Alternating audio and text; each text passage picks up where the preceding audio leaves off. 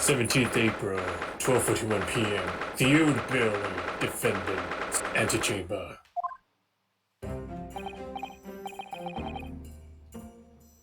Ah, Gina. How are you holding up? I'm starting to feel quite warm towards her frequent cold showers now. Billy? Are you alright? Why aren't you saying anything?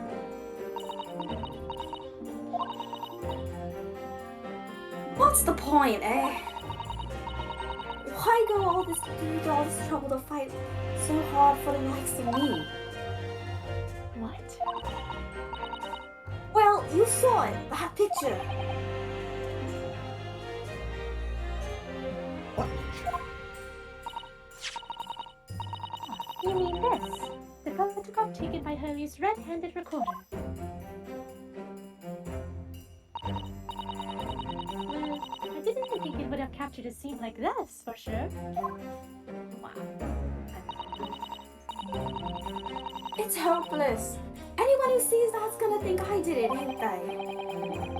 Well, I won't pretend it wasn't a bit of a shock when the prosecution first presented it to your court.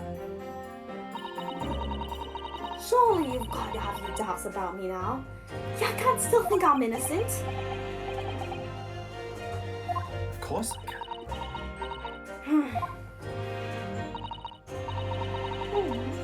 Why don't you talk to us?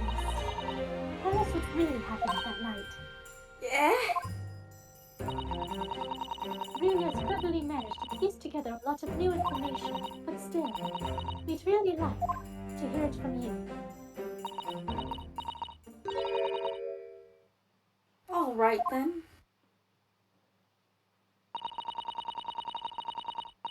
It was after we had that dinner together at your place, right, Iris? Then we all had a chat up at your office, didn't we? Yes, I remember.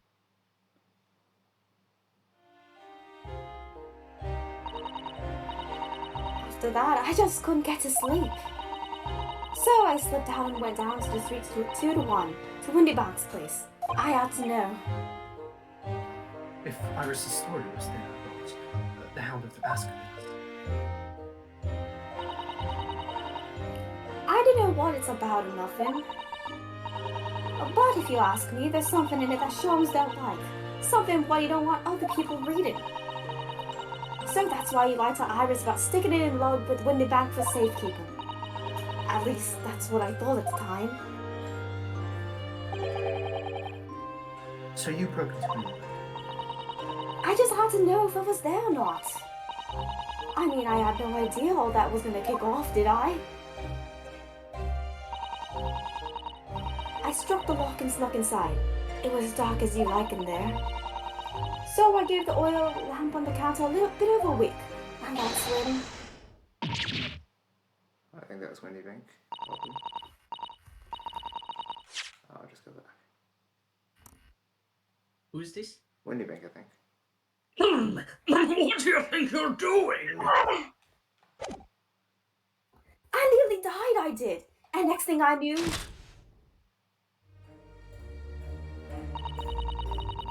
I grabbed the gun off the counter and was waving it in the air. Like, I don't know what. I like this music. Idiot. You who's here this afternoon? I didn't think pickpockets went in for armed robbery. No, magistrate, I haven't got it here. Did Sholmes leave a load of papers with you? A story. I beg your pardon? He found something or other. If it's here, I want to see it. I'm sorry, young lady. But I'd sooner die than relinquish an article belonging to one of my customers. I don't want it. What would I do with it anyway? I just want to see if it's there or not. Oh, see it. I want to know if Sholmes really pawned it here or not. Please, just let me see and I'll go. Oh, very well, then. But for pity's sake, stop working my gun around, would you?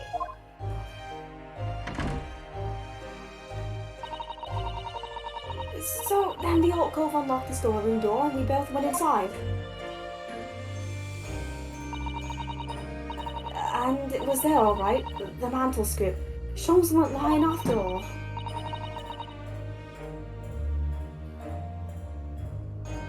You did all that just to check for me, Ginny. Anyway, then there were a bit of a kick-up out in the main bit of the shop. The Skulking brothers arrived on the scene, yes? What was that noise? Someone's breaking in. Dear me, is there some burglars convention here tonight that I don't know about? I think I forgot to shut the door behind me. Sorry. I'd better go and take care of it. Could I possibly have my gun? Oh, well, I'll come with you, Anne. Now don't be foolish, Doctor. You must stay right here. Don't leave this room under any circumstance. And with that, he took the gun out of my hands and walked back into the shop. I hung back in the storeroom, like he said, straining the ears in the dark to hear what was going on. It sounded like they got into a bit of a scrap. I started to think I should help, see? So I was just about to go out to the storeroom myself when...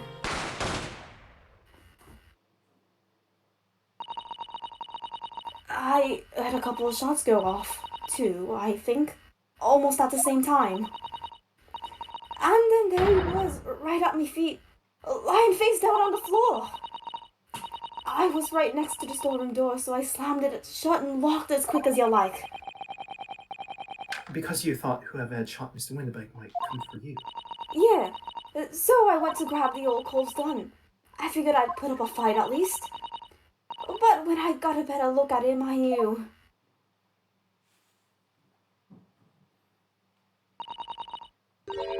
Windybank was a goner, yeah. Mr. Windy. I felt funny in my head all of a sudden, kind of dizzy.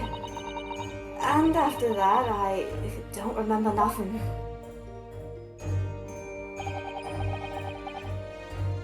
That must be when you passed out.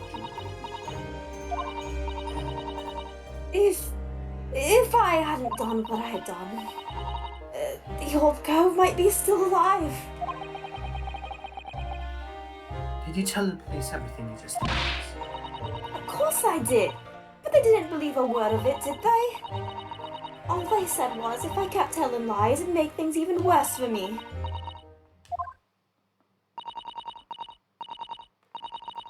It'll be all right, Ginny. Don't worry. Just stay strong a little longer. Runa's about to put the real culprit through the mill. Flat Cove was in there that afternoon. That Eggert Benedict, yeah.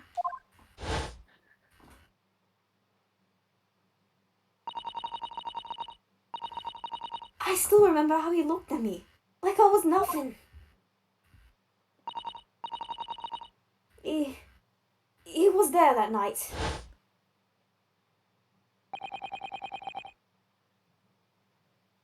We don't know his real name yet. But I'm convinced that he's involved somehow.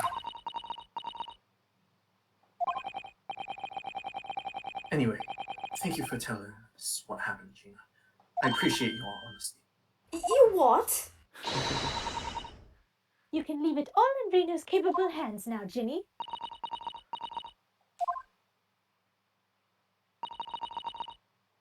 Mr. Naruodo, Yes, how come you trust me? I don't get it.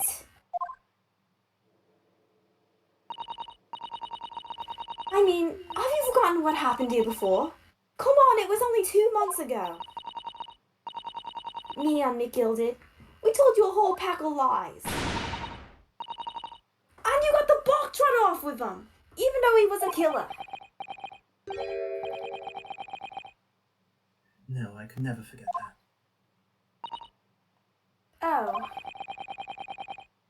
I did what I thought was best at the time. But the pain of that error of judgment doesn't get any easier to bear. Still, don't forget that I also made you a promise. I told you that I'd be on your side to the bitter end, no matter what. But what if I'm lying? You could be working to get another kill off the Orc Fall, you know?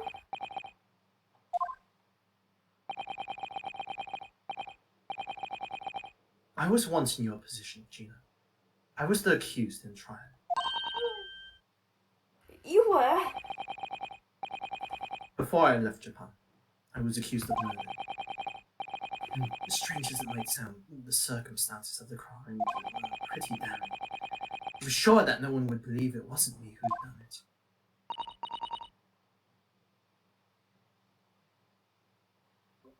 Runa. But there was one person who stood up for me, who believed in me and was prepared to defend me. My best friend. Oh, did you say Nocturne? The song is really pretty. Yeah. It is amazing. Ryunosuke, no one believes in you more than I do. Leave this to me. All you need to do is put your faith in me, and I'll do the rest. I was so happy I cried. But even then, somewhere inside me I couldn't help it. Surely he doesn't really believe in me. Not completely. But I was wrong. Oh, he's turning to face us now. Facing us so mean. As soon as my trial began, it was obvious that he had an absolute unwavering belief in me.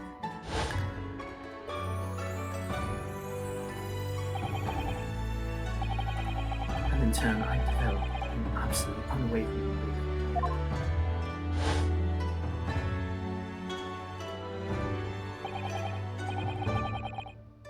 Since then, I came to realize, if you want someone to believe in you, you have to believe in the other person first.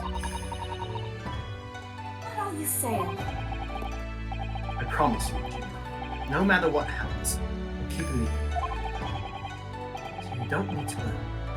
I won't let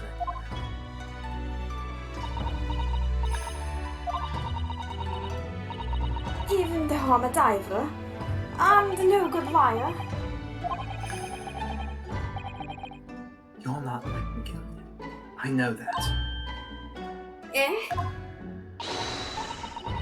That's right. You're our friend, Ginny.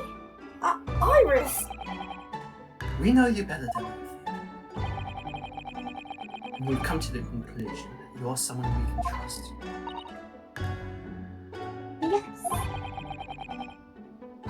That's really all we need to know. Exactly.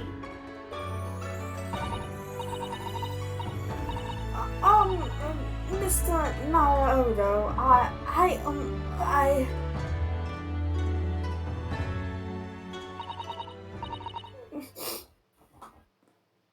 My runny nose. Defendant Gina Lestrada, her legal representative. Please shut the fuck up. Just get over it already. Court proceedings are about to resume. Please head to the courtroom immediately. Yes, of course. Thank you. You're welcome.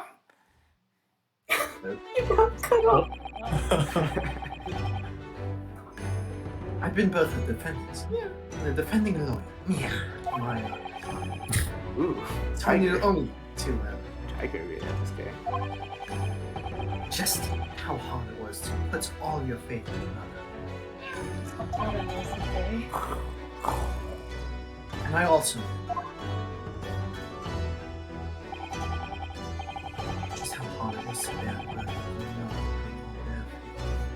You might want to speak up there.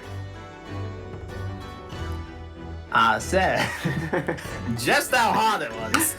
Bear the burden, another putting all their faith in you.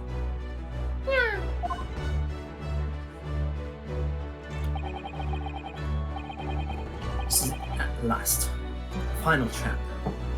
Final letter. Wish me luck, Susantis. And I hope you're watching over too, partner. I'm always watching over you. Not you. Aww. The one who isn't dead. Aww. 17th April, 1:41 p.m. The Old Bailey courtroom. I hereby call this court to order as previous on the trial of Miss Jenna Strong. Lord Van Zix, having successfully The subpoena was delivered to the communication station. Oh, Oh, yeah, that's gonna go. did I cut him off? Sorry. Go. Continue your line. Finish your line. Lord Van Zix, have you successfully subpoenaed the witness? The subpoena was delivered to the communication station where the man works immediately, my lord. However, the heavyweight has delayed the arrival of this carriage, it would seem. I see. Then let us turn our attention to Inspector Gregson versus the case heard by the court this morning. Declaring omission of the third bullet to your report is a serious blunder, Inspector. Yes, I can only apologize, my lord. And although the defense is clear, the defense's chemical analysis of the blunder, as I say, makes for a compelling argument. But I cannot permit such untried methods to be used as an evidence in my court. It's a big mistake to cross Harry and me. A very big mistake. Ashley holds the gun. My lord. Subpoena witness has just arrived in the building. Thank you, officer. Show him to the stand without delay. No.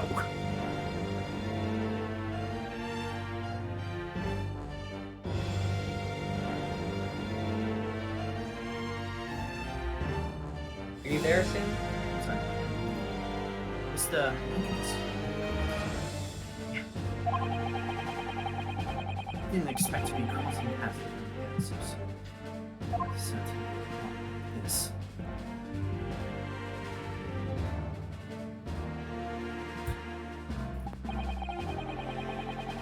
Thank you for complying with the court's subpoena at such short notice, sir. But of course, my lord.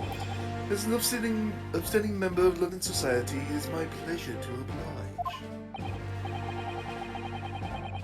I'll kindly state your name and occupation for the court record.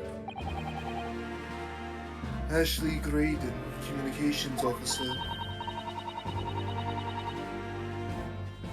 Mr. Graydon and I both work at London Central Communication Station.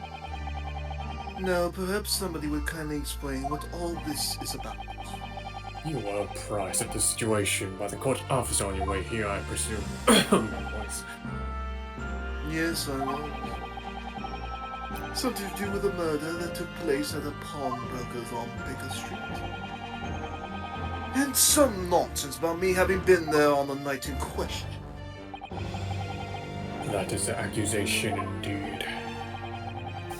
This really is beyond a joke, you know. Very well. Without further delay, the court will hear your testimony now, Mr. Graydon. You respond to the accusation made against you under oath. Oh, So extra. Gladly, my lord. Gladly. So extra. man just did the wave. He's hitting the wall! The accusation.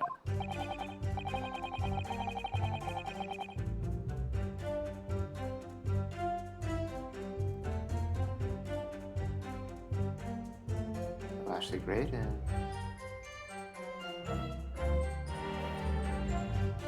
You there? Ashley Ugo? Graydon. We lose Ugo? That is unusual. He was just here. That is most unusual. Let me very quickly go put it in the microwave.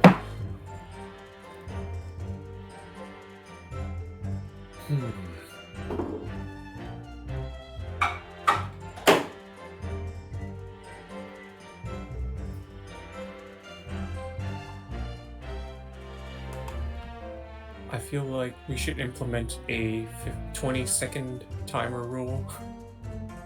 Sure. So it's gone for 20 seconds. Just kill them all. I was gonna say just take their line, but sure. Goodbye, Eggert. Pew! Rewrite the game. He's no longer in it. Eggert has died. Eggert has died. Indeed. Okay. I guess you could say that his egg's been cracked. Yeah! What? Oh, I'm guessing it's. I don't know. I think Someone cover I his think you mic. really scrambled Alright. that joke, Alright, Charles. let's just keep on going. Naturally, I have an He's in- obligation to make use of pawnbroking services from time to time. But are you seriously suggesting I colluded with these thugs to break into place on the night of the murder? Every time your voice goes up, it's Discord does not Yeah, like yeah. So you're cutting in and It out. doesn't like how extra. I have no intention of admitting to such a courageous. I'm trying to go down. I can't do that so easily. To such an outrageous no intention of accusation. admitting to such Oh, an he's back. outrageous accusation. There we go. Hi, Donna. Hello. Over here. Yes. Even as certain parties here present claim that my blood was found at the scene. Some Scaramouche detective's homebrewed tincture can hardly be taken as serious evidence. Scaramouche, will you do the fandango? Thunderbolt and lightning. Very, very frightening me. The court will refrain from brushing out a song. Why does that sound like My from, apologies. Why does that sound like from like Bohemian Rhapsody? Because it is Bohemian Rhapsody? So it is. Okay. I was right. Okay. I was like, well, I mean, Bruh. obviously the way you're singing it out sounded like Bohemian Rhapsody, but I wasn't sure if like there was actual lyrics. So never mind. Say denied.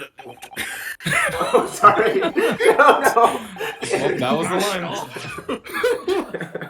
Bailiff, hold the cart steady. So you deny the accusation completely, do you? Oh, wait, you needed that too. I must say, I am dismayed. For the highest court in the land to be swayed by this self-professed detective's tone. It was the will of the jury, and our great British justice system demands that the jury's will is upheld. Then it would seem we have the misfortune of a most inept assembly of jurors today. I mean, he's kind of got a point. Yeah, they have. How long am I expected to be detained here? But following the defense's cross-examination, your involvement in this matter has not been established. You'll be free to leave immediately. Good. Then I shall be away in time for afternoon tea. Some small consolation at least. Let us not hold up Mr. Green during any longer than necessary, counsel. Proceed with the cross-examination. So, we meet again, Mr. Eggert and Eggert. That's a weird line to say. Certainly. What was that? You want to say it louder?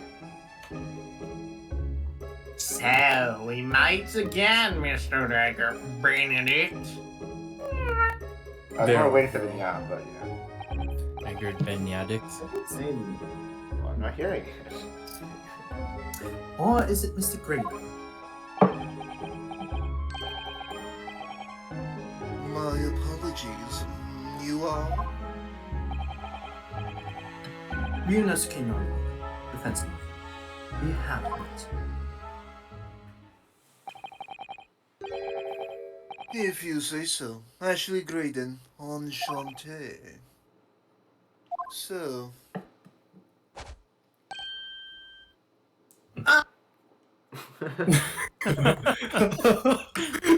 Screen cap that. What was that? Screen cap it. Oh, yes. I've screen There capped we this. go. Okay. But we can conclude this quickly. Ugh. But I'm not holding your flashy hat while we do. Perhaps I could wear it.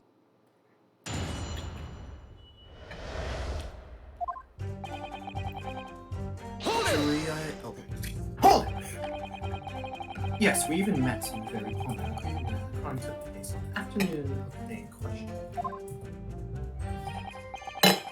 Though, of course, you introduced yourself by a different name at the time.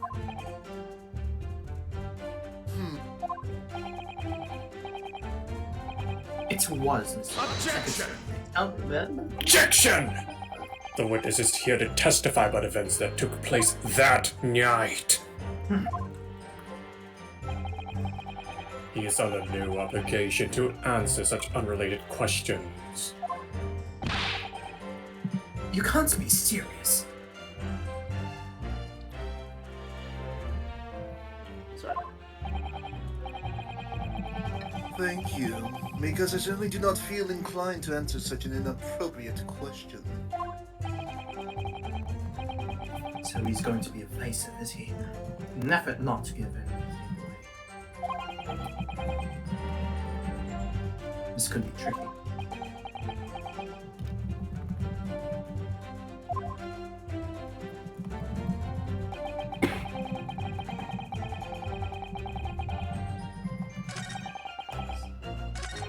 Hold it! Hold it! Have you seen these two men? This pair?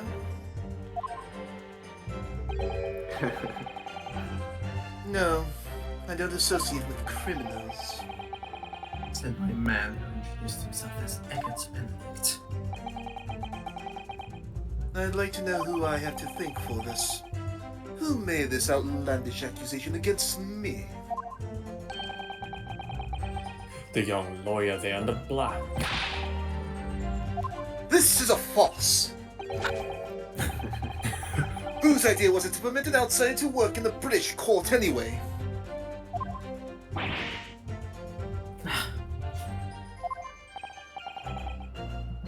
Well, needless to say,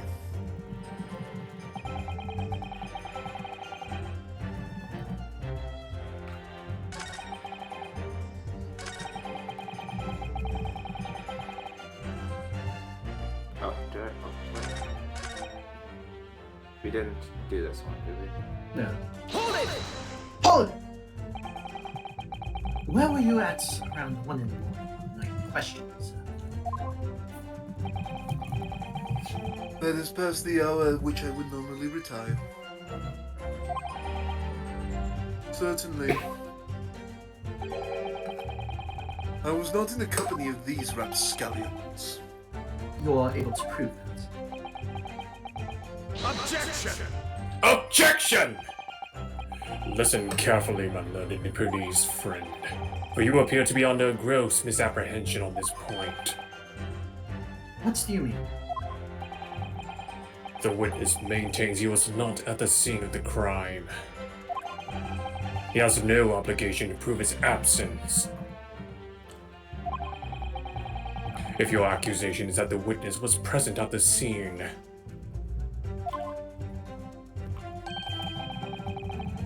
the obligation lies with you to prove your assertion.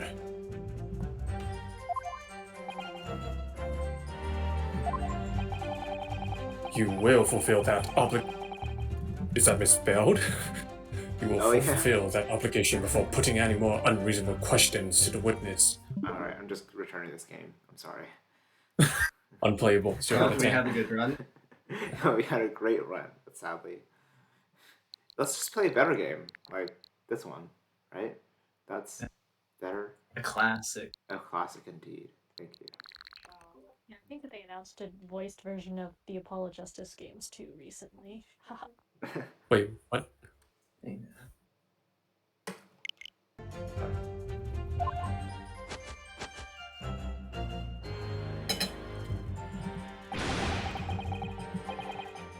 A silent victory, Wiggle. Thanks. Wiggle. Maybe Graydon could be part of the Wiggles? I'm imagining now. Hold it! Hold! Blood was found at the scene. There's no question of that. Mr. Sholmes' chemical analysis has positively identified the substance as such. But I'm not the only human to have blood running through my veins, am I? How can you be sure that the blood, is mine? It could equally be the blood, of one of these two miscreants. Every individual has slightly different compositions. Mr. Sholmes' chemical is able to differentiate them. Spare me the science lesson. Who is this Sholmes character anyway? Oh, I assumed all of them as a name. He's a renowned detective. So, even you are unable to bring yourself to say great detective, yeah. A great detective, you say? Now we're in the realm of fairy tales, are we? Excuse me! Excuse me. Do you have something to say about that, Mr. Skulkin? What? Me? No, the Mr. Skulkin next to you. Right! Head up to here with this! How many times have I got to tell you? Yes, I know. You're not Big Brub Sulky. Mr. Nash Skulkin. God blimey, governor, you what? Is it not the case that when Mr. Graydon just spoke, a thought went through your mind? Would you care to share that thought with the court? Me thoughts? I don't have none of them. It must have been him.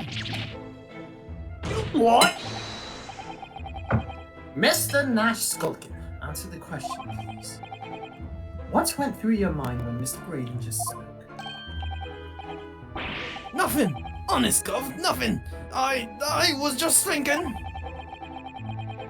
He waves his arm around like that much more, it'll open up the wound again, that's all. Which wound? Well, he took the bullet, of course. It was only 2 days ago. It ain't gonna be healed up yet. Oh. So I was, I was worrying for him and... Oh, L's bells! Mr. Graydon, did you hear that? What? Your comrade is worried about you, it seems. On account of your injured arm.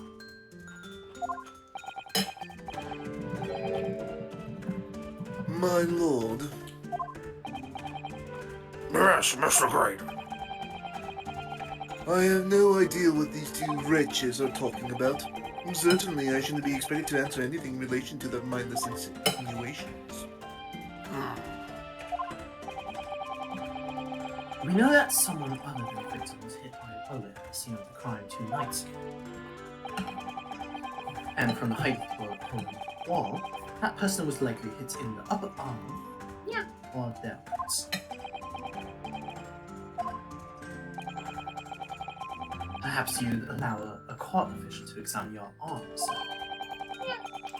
Left arm? You're currently clasping with your right hand, as if in pain. No, I refuse. You have shown no evidence whatsoever that links me to these common thieves. Accordingly, I am not obliged to permit any such invasion of my privacy. As I've already said, I'm completely uninvolved in all of this. I've never had anything to do with the pawnbrokery where this fellow was killed whatsoever. I take offense at the insinuation that I was in any way involved. You claim to have nothing whatsoever to do with Mr. Winchester. My lord, the defense would like that last statement to be added to Mr. Graydon's form of testimony. Very well, counsel. Continue with your testimony, Mr. Graydon. That sounds like a big fat lie. The bottom line is, I've never had anything to do with the pawnbroking establishment where the man was killed. Hold! Never had anything to do with it. You forget that I was there, Mr. Graydon, on the very afternoon of the incident. Obviously, I'm not a complete stranger to the establishment. I'm currently on the lookout for an armchair to finish my story. Objection! Objection! No, you were there to redeem an article. I have no idea what you're talking about. Excuse me! Excuse me! Do you have something to add, Inspector? Hey, come again, sunshine? You were there too, in fact, weren't you, Inspector? That afternoon. Well, yes, I do remember meeting you yourself in the pawnbrokers that afternoon. You, your young Japanese assistant, and the kills were all present, as I recall. And at that time, Mr. Graydon was trying to acquire a particular article. Well now. I'm afraid I don't remember too clearly. What? But you must. I'm not going to lie and pretend I remember something that I don't. What's going on here? Max showed us a picture before, didn't he? You know, from the cameras that Harry installed at the Windigans. Yes, of course. And the gentleman should be as a striking resemblance to the witness, I must say. Got it. Exactly. It proves that Mr. Graydon was in the shop on that question. At no point have I denied that fact. I merely entered the shop to peruse the articles on sale and have a word with the broker. Nothing more.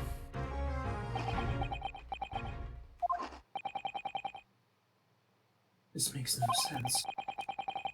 I understand why Mr. Graydon might be trying to cover his tracks.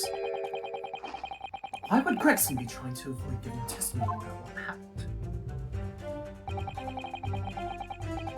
That's all he's going to say on the matter, is it? What do you think, Bruno? I think he has no intention of telling us. He's well aware that the less he says, the less chance he has of giving himself away. I know what you're gonna say, Preston. Don't try. I'm pretty sure I know what you're gonna try and say. Sorry. Oh, never mind. The complete opposite of Harry then. He seems to think the more he says, the better. Well, at least I managed to give a little more information from this. Alright. At least I managed to prize a little more information from these witnesses' lips. All thanks to the Scorpion Brothers. Yes, they were the key to it after all. So, he says he had nothing to do with Phoenix. Well, we know that's not true. Perhaps now would be a good time to have a proper look through the court record. Good idea. You never know what tiny scrap of information could become apparent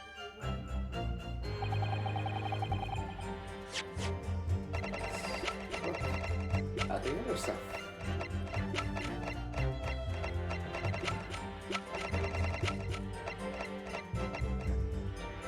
Wait, is it this part of the testimony?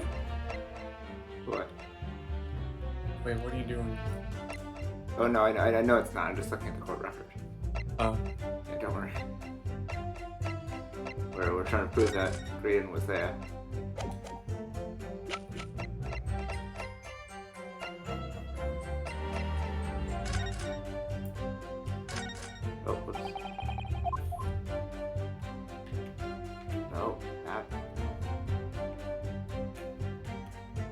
Stop. Stop. Stop. Mr. Winterburn appears to have used the back of this photograph to write out a redemption ticket. He's written it fairly neatly, but still. Perhaps he ran out of paper, so had to use anything he had at hand. It's hard to know what's the front and what's the reverse side now. Oh, good. No, stop.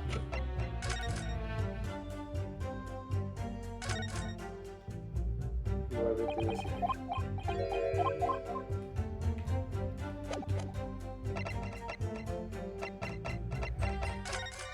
What does it say?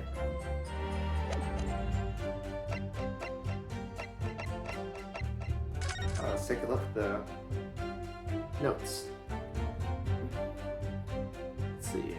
The guy's name was Mason Milverton. He's a brickmaker.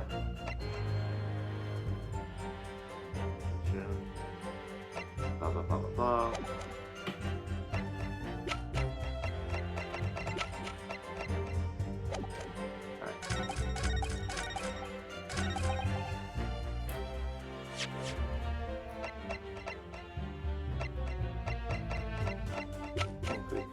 Probably present.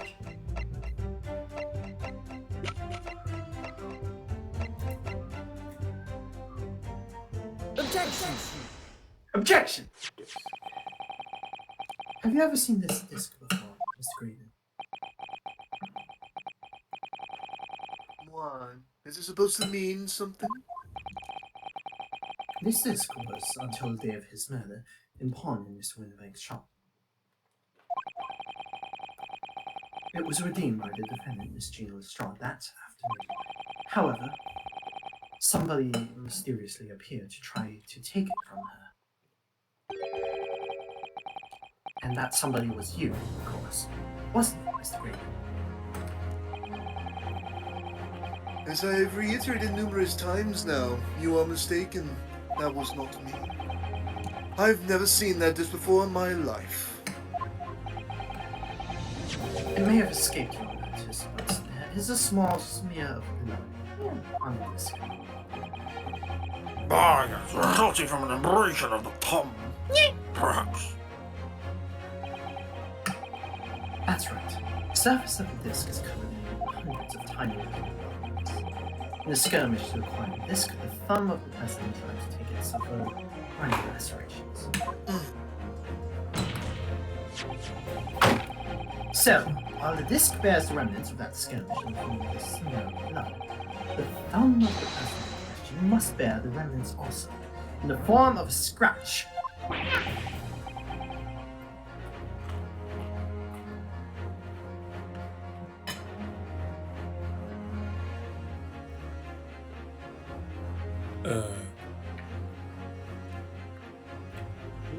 Archie. Who seems to be having mic issues today. It appears so.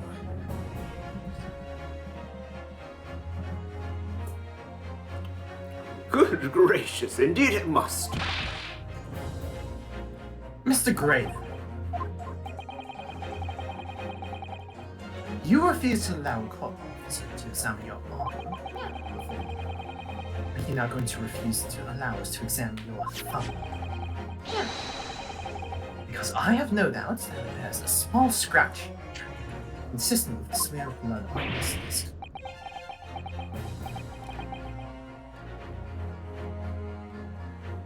Is he back? Guess not. Well, well! Oh, it seemed that I underestimated you. Why does he have Archie's voice? What is the... Actually, I'll just switch the voices around. I can take over, Judge. Okay. So you don't hurt yourself. I'm not hurting myself. That's what you're interpretation.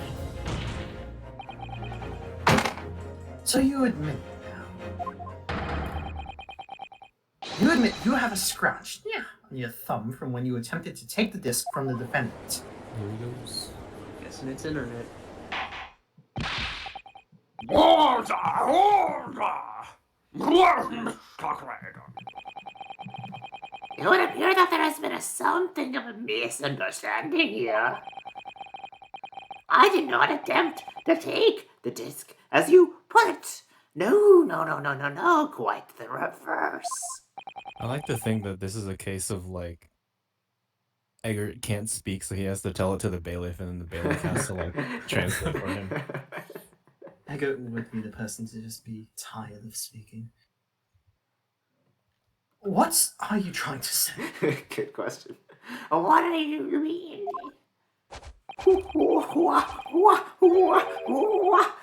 It's really quite simple, you see.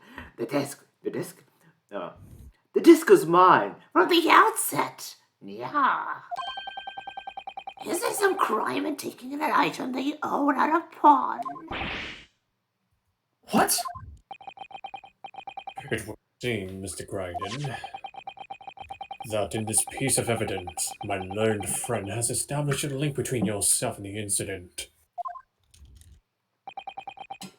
Accordingly, you would tell the court everything you knew about this disc now. As you wish. Though I'm quite sure it has nothing whatsoever to do with the pawnbroker's murder.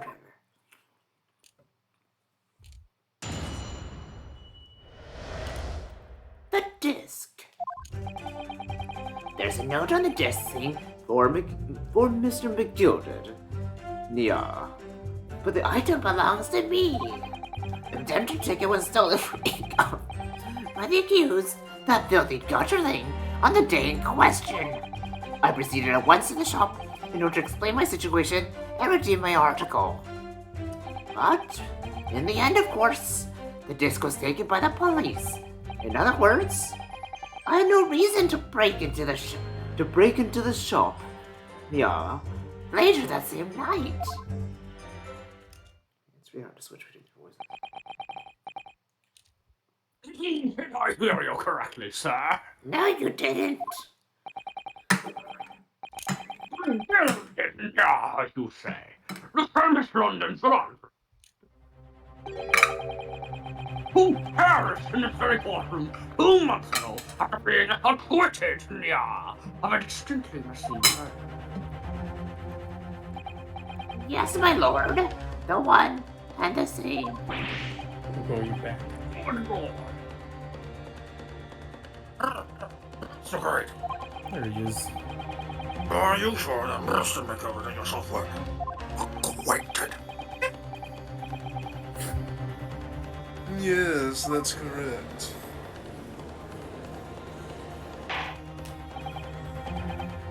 Order! Boy.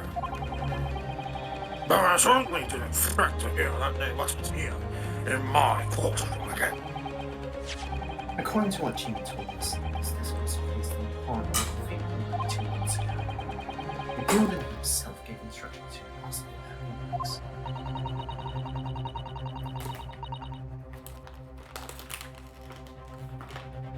It's funny that Mr. Grayden here is claiming the disc belongs to him then, isn't it? In all likelihood, he's lying. So we appear that afternoon at the house in order to get his hands on Gilden's disc. For some reason. Counsel, you will commence your cross-examination, please.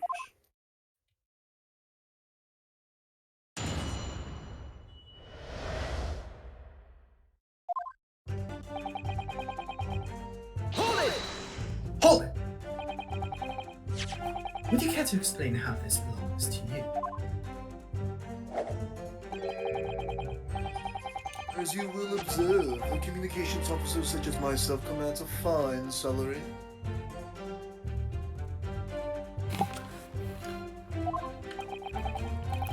You are certainly exquisitely dressed, sir. I also apologize, that's Drift. Not me, I swear. So you see, I have little need to make use of the services provided by the pawnbrokery trade. However, I did once find myself in difficulties having misplaced my purse whilst on an errand, which is why I pawned my fine black overcoat to the broker in question. You claim that was your overcoat? Obviously. In my haste, I clean forgot that the music box disc was in its pocket.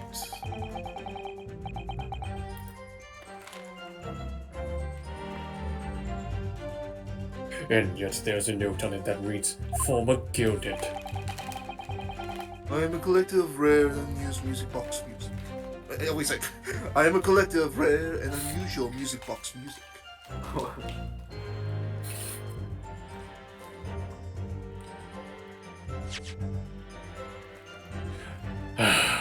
Yeah. That's neat. First met Mr. McGilden at a gentleman's club in the city, and I was interested to discover that he shared my penchant in that area. Yes, we do! Oh no. So that is the question. It's a pre-production sample. I promised to let Mr. McGilden hear it. Then you forgot that it was in the pocket of the overcoat you were forced to pawn. Yes, exactly. Gina didn't mention any of that in her testimony. Oh, sorry. Gina didn't mention any of that in her testimony to you months ago, did she? That was very clean. No, because McGilden had threatened her to keep her mouth shut. Ah, missed opportunity. Hey, don't cover Sam's now. Keep her mouth shut. Meow, sure? His meowth. Oh, Yeah. I was expecting meow. Yeah. No, because McGilden had threatened her to keep her mouth shut. Yeah, that's right. Which means that if we did two, it's going to expose Gina's perjury. Yeah. No, it's okay, it's perjury. hold on. Perjury. No, Sorry, yeah. no, that's it. No, I was trying to Perjury. push that. Oh dear, this is complicated, isn't it? Let's leave it alone for Sorry, I'm staring at the voice chat spam trying to answer Derek's answers. Let's leave it alone for the time being. Hold it! So, you're saying that Mr. Straughn lifted a ticket from your pocket? That's right. Despite being mindful of the danger when walking in the insalubrious areas of her kind frequents. Insalubrious, right? Insalubrious areas her kind frequents. Objection! Mr. Straughn did no such thing. Well, of course he would take that stance, but the girl is a regular offender, yeah. You came to the Ponder room that day prepared with all the information you needed to identify the defendants. I also just realized that Graydon, if he had a cat Sona or like animal Sona, like all the other characters, the main characters do, they look kind of like the Cat Returns cat. Did anyone know what The cat in the white suit. Yeah. Yeah. I feel like it. Anyway, go on. I can see it. You were looking for her. That's what brought me to you. To get your hands on Mr. McGilden's disc. Objection! Objection! My learned friend is a veritable font of nonsense. Nonsense? The was the prosecution. Counsel, you're afraid we can get her in this way. Mr. Clear. Yes. Then I will continue with my testimony for what possible use it can be.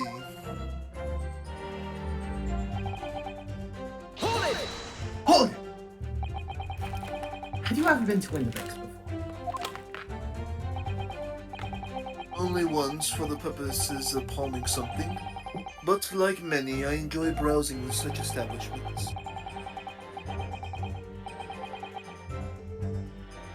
So when you noticed that the pickpocket had taken your ticket, you chased after her. Is that correct? Yes, that's right.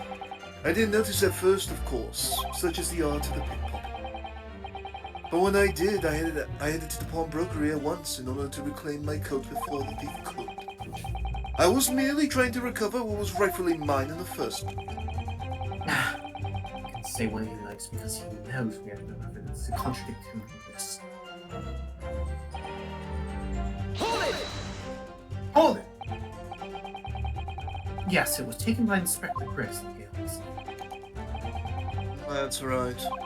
That was the very man.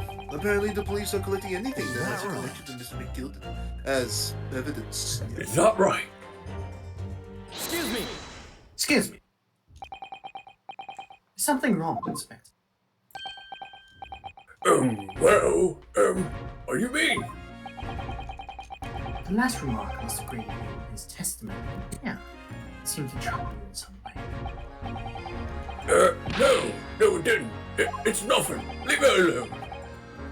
Let me ask you this, Inspector. Why is Scotland Yard capturing Mr. McGilden's possessions? I can't tell you something like that, Sunshine! What is it, Inspector? Investigative secrets. Yeah. Yes, exactly! You should know all about that! Magnus McGilded, who died so unexpectedly after this trial 2 months ago. A man renowned throughout the capital for his great contributions to public life. Yet he had a dark side. Yeah, too. Where are you going with this, Van Zix? I suppose the police aren't dealing with the aftermath. Just nefarious activities, are they? That's enough! Couples like me have duties! Off! To carry out that we're not at liberty to talk about. That's all you need to know. Duties, yeah, confirm the Lord Strongheart, I presume. The Lord Chief Justice appears to have great faith in you, Inspector. The bottom line is, if you want to get more out of me, you're gonna need Lord Strongheart's paw print first. What's all this about? It's like there's something going on between Gregson and Lord Van Zeeks here. Well, it appears that the Inspector has prepared all he is elementary to review. Mr. Green, let's return to your testimony. Gladly, my lord. What is the inspector hiding? Hold it! Hold!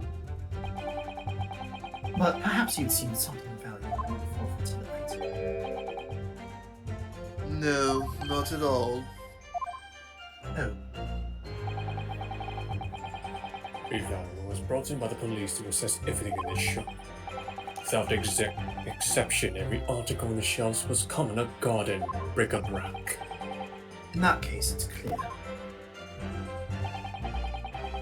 Now, you broke into the shop later that day in order to recover Mr. McGilden's disc.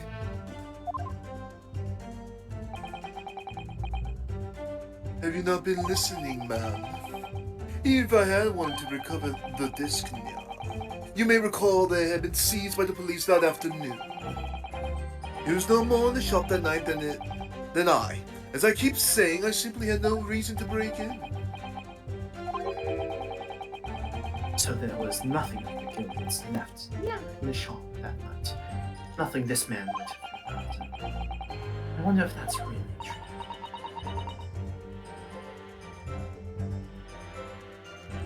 I know.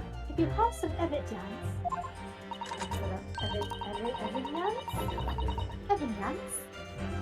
then let him have it. I'm dying to see that irritatingly assured expression of his crumble. McGilden slipped the disc into his coat pocket and had it deposited in the envelopes.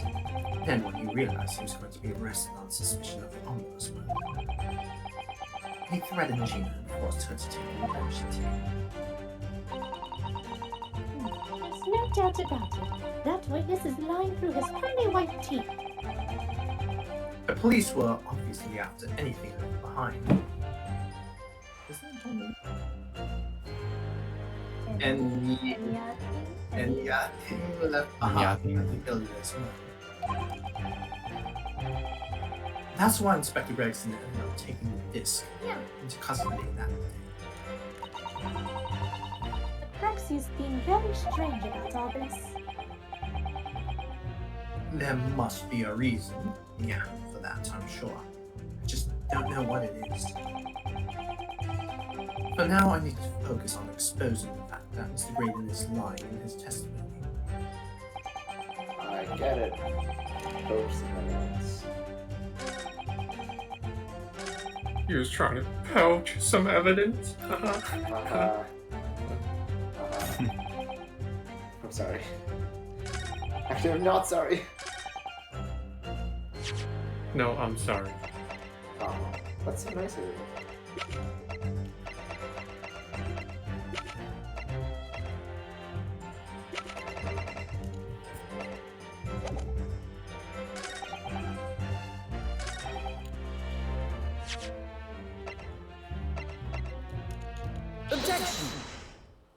Objection! This disc was deposited at Windwings on Magnus McGilden's instructions. You knew that, and you went there with the intention of obtaining it for yourself. Objection! Conjecture again. In any case, the disc was taken into custody by the police that afternoon. The witness had no reason, to visit the pawnbrokery again that night. Objection! Sorry, my friend, but that's not true. Hey, that's my line. I mean, what? Just to make it over, they had another article in the pawnbroker's. As this, taking pawnbroker's tickets. Yeah, true. Yeah. There were two articles belonging to Mr. McGilden in Windwings pawnbroker. And the reason you broke into the shop that night was to recover the second. Together with your two accomplices, the Skulkin brothers.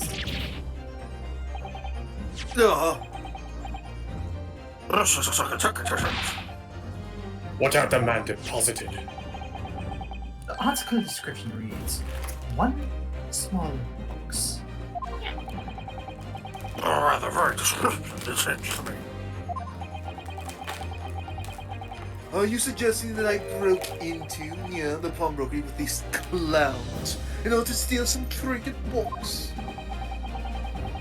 I believe there are adequate grounds to I believe there are adequate grounds to suspect that. It's absurd. Why on earth would I do such a thing? Once the article had been forfeited, I could simply walk into the shop and purchase it. There would be absolutely no need for me to resort to theft. That's a good point. Indeed. The witness makes us all know.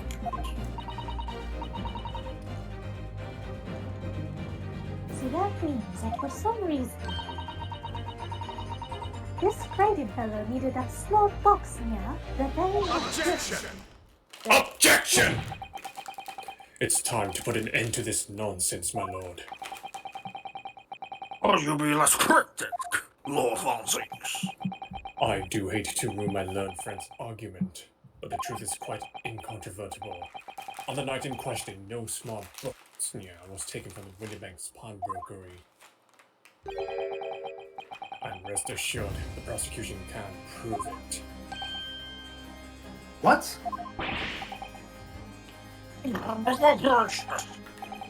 Inspector, show the photographic prints of the court, if you please. Yes, sir! What prints? These prints were taken from one of the detective's security cameras, Warwick. Ah, Burley's red-handed recorders again. As previously explained, using this plan of the shop layout. The victim's establishment was furnished with automatic cameras in 2 locations. When it's set to capture the counting of Mr. Winback received his customers. Thank you. And the other was set to capture the shelves on which articles were placed for sale once forfeited. According to the information on this ticket, this gilded smallpox had been forfeited already, 2 days before the incident at 9 p.m. on 13th April to be precise. Which means it would have been on the shelves and forfeited items in the shop front. Now, what I have here is a print taken by one of the cameras about 2 hours before the incident. That's at 11 p.m. on 15th April.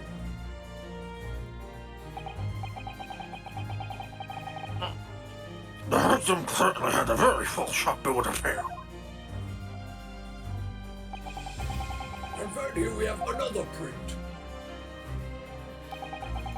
This one was taken about 2 hours after the incident. I see. So we have 2 pictures to compare.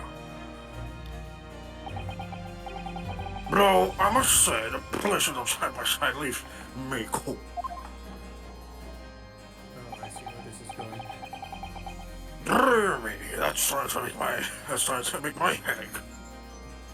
Pretty soon. Obviously, at Scotland Yard, we consider theft as one of the possible motives in this case. Explore the possibility that something had been taken in addition to the victim's life. Your men have already compared these 2 prints thoroughly, Inspector? Yes, sir. We counted every single item in each of these 2 photographic prints. And the yard's conclusion is that exactly the same number were opposite in both. In other words, nothing was taken from the pawnbrokery on the night in question.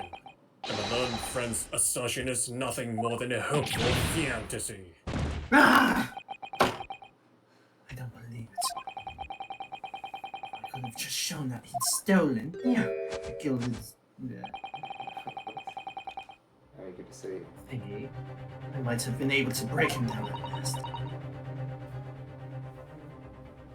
You know what, Reno? I've been thinking Oh no. Yep. that these 2 photographs really are exactly the same, yeah? Here we go again. Oh boy, stereographs! I love Oh, stereographs. sorry, Sarah. Very skilled. No counsel. It's a letter to I said, what? No counsel. In the light of the evidence put forward by the prosecution, what is your position? But it seems that in fact on the night in question, nothing was stolen. From the witness assumption. Do you accept the prosecution's assertion? I don't know. Could there be some hidden discrepancy? Yeah. In these 2 photographic prints somewhere? Before I give my answer, I'd like to try something. If I may. Try something? What do you mean, counsel? I'll need to use a certain piece of evidence, from the court record to identify the discrepancy. I'm not entirely sure I follow. Which piece of evidence do you intend to use to help you identify the discrepancy between the 2 prints? Just use your fucking eyes. Take that! Take that! I'd like to use this device to read the 2 prints stereoscopic. Oh no. Oh. Yes, you caught the bug at last. Oh. You caught the bug at last. You can't resist it, can you? You got the cross-eyed compulsion. I'm not gonna say it. Hey, Wow, hypocrite. Hypocrite. Hypocrite. Court evidence on your my juror number 3. I'm. Juror number 3. I said it. Surprise. Actually, you know what? I'll combine them together as if they're like said stereoscopically. Nyan. Philosophically, Nyan. Is that how you say it is? Nyan. You like combine the 2 A's together, right? Yeah. Nyan. I don't know how you do it stereoscopically. Oh, wait. Come on, Bruno. Put the pictures in place and see what this wonderful contraption shows us. There we go. Now, look through the eyepiece. Okay, kids, turn on the 3D on your 3DS. I wasn't sure at first. There is a clear discrepancy, yeah, between these two prints. What? We must identify the location in question from the court council. You literally pointed it out. Why? Indicate the precise location of the discrepancy of which you speak. Wait. Why do they... Take that! Take that! Granted, these two prints are almost identical. Yeah. However, there is one minor discrepancy. Yeah. Between... What?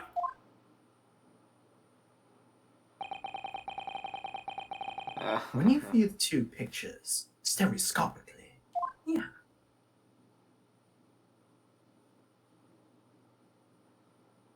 Enhance. A single area stands out as being different. The location of the small box. Yeah. Oh yeah. Let me. Wait. Unbelievable. Sadly, I don't think you get to see Fancy's cross-eyed. Good. But... I must let Yeah. you see me cross-eyed. Oh my god.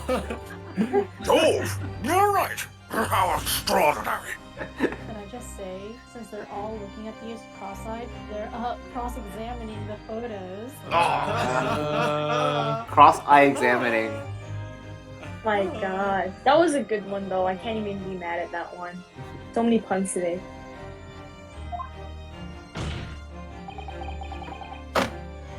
What this tells us is very simple. Mr. McGillicud's small box is indeed not stolen from the examining question. However, there can be no doubt that somebody picked up this particular box and then returned it to its place on the shelves. Are you suggesting that the small box, personally deposited by Mr. McGillicud, is in fact... Yes, the very same small box. Yeah, I just identified in those photographic prints. Objection! Objection! Mindless guesswork. What if it was? So the box was moved on the shelf. Nothing was stolen. Which means quite simply that nothing has changed. That may be true, but... Right. Gilded box wasn't stolen. Yeah. But the fact that it was moved, like that changed things. Changes everything. I believe this changes everything about the case. How can that possibly be? The crucial point is the fact that what was moved was a small box. In other words, we have to consider what might have been inside that box. What are you suggesting?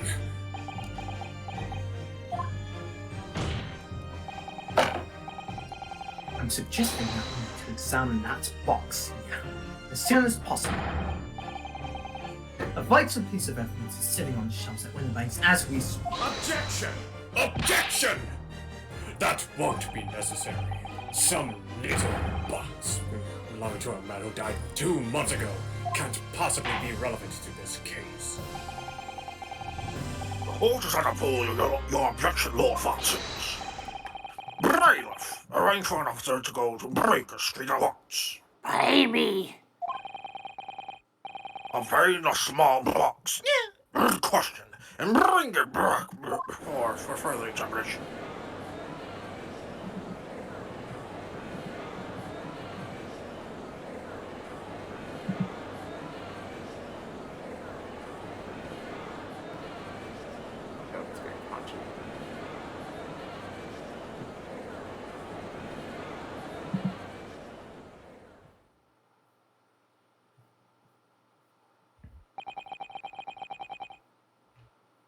We should have a report within half an hour. I think perhaps we should recess for a short while until the evidence is brought forth. To be hoodwinked by such a farce. Disappointing. I beg your pardon, Lord Landsakes. This is nothing but a smokescreen, yeah. Inipuni's specialty, it would seem. And I said it, alright? What are you trying to say? My learned friend has persisted with the same line of reasoning from the very beginning. That this witness's intent was to steal an article belonging to Mr. McGilded for the pawnbrokery. Yet common sense tells us that none of the articles have meow enough to be worth stealing in the first place. Exactly. It would be beyond absurd to break into a place for the purpose of stealing such commonplace property.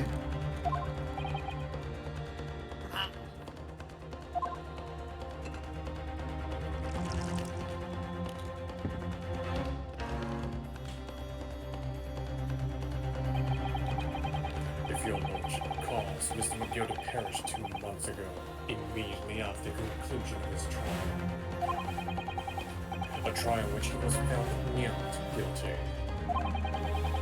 A trial in which it was established he was an outstanding member of society, his reputation implied in fact. So I propose a toast to my learned friend in his most insightful defense. The articles this upstanding member of society pawned were entirely ordinary. A black overcoat that just happened to have a music box disc in one of its pockets, and a small box. I assure you, I wouldn't accept even if the man tried to make a gift of such things to me.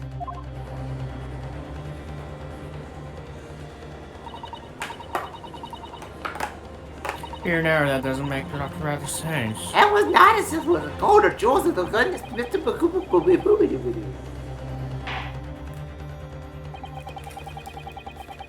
Prosecution's argument is undeniably compelling. It is incumbent on the defense lawyer to boast in its argument.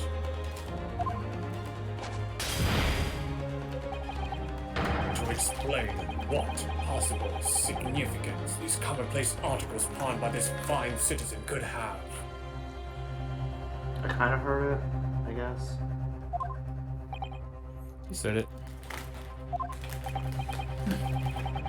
Well, counsel, is your argument in fact demonstrated? Are you able to show proof? Yeah. Whether this or the box are in any tangible way related to this case? Well,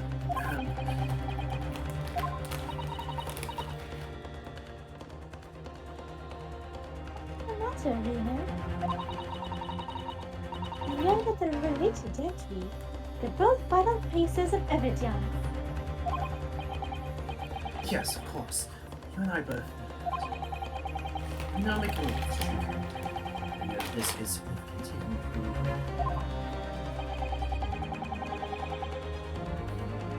but if we explain all that to the court at this point, we'll have to acknowledge that McGill's acquittal 2 months ago wasn't that the defense's argument was flawed, based on false information.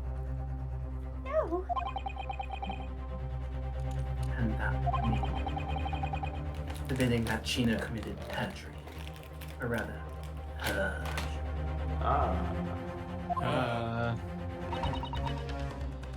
But Ginny... Could it be that Van Ziek's knows? Is that why he's doing this now? Because he anticipated everything.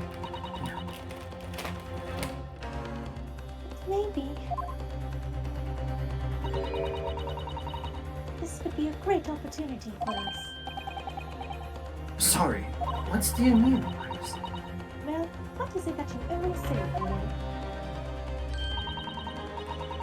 Sooner or later, the truth comes out. Every time.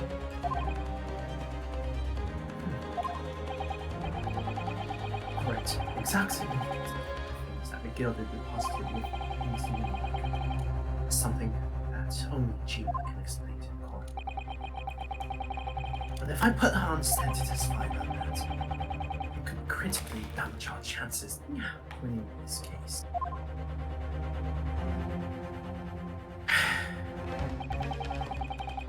What's the right thing to do?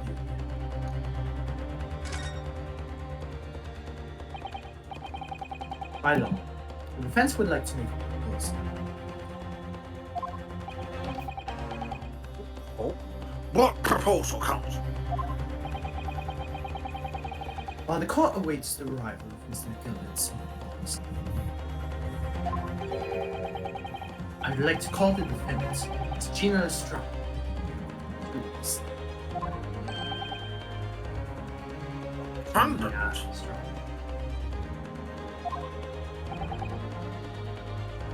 Oh, what's that? It's to do with the various articles deposited at Windlinks by Mr. McGill. Mr. Strad has information related to it. I believe it would be beneficial for the court to hear what she has to say.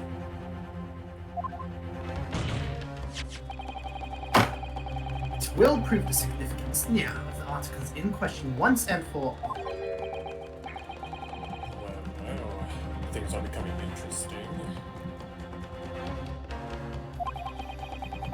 I presume you've considered the implications of the testimony you're proposing. In particular, the impact it will have on the accused standing in the I have. Old man Zeeks, would you care to explain that last remark? The prosecution accepts the defense's proposal. I move to interrupt the cross-examination of the current witness and hear from the accused herself.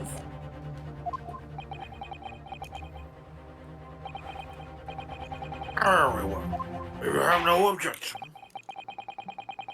So the court will now hear the testimony of the defendant, Miss Gina Lestrade.